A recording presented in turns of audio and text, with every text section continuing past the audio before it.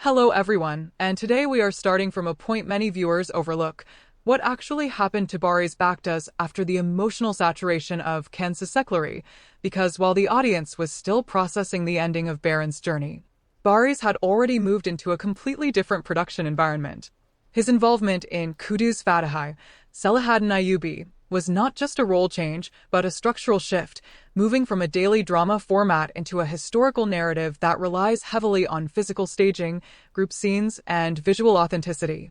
Reports about his preparation, including the long transformation process for his look, showed how much emphasis the production placed on immersion, which is critical because historical dramas do not allow actors to rely solely on facial expression. They demand presence across costume, posture, and action.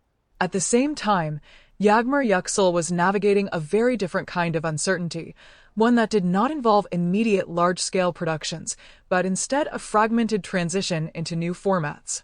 The reported development of the digital series, Kartma, where she plays a journalist with supernatural abilities, positioned her in a concept-driven narrative rather than a relationship-driven one. This is a significant pivot because, unlike Dylan, who existed inside emotional dependency structures, this new character suggests agency, investigation, and transformation driven by external forces rather than family dynamics. Returning to Baris, audience reaction to his transition revealed a key divide.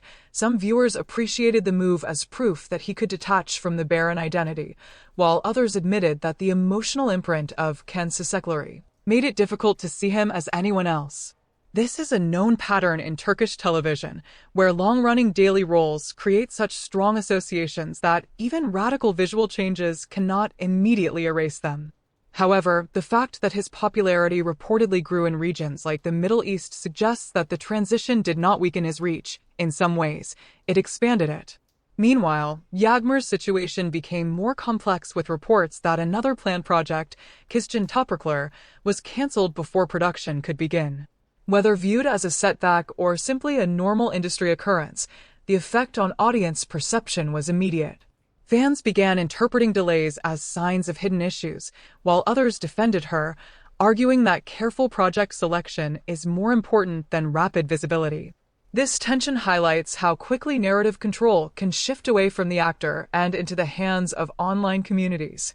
So when we look at both trajectories side by side, what we see is not a shared path after Kansasekleri, but two completely different strategies, Baris stepping into scale and genre contrast, and Yagmur navigating instability while searching for a defining next role.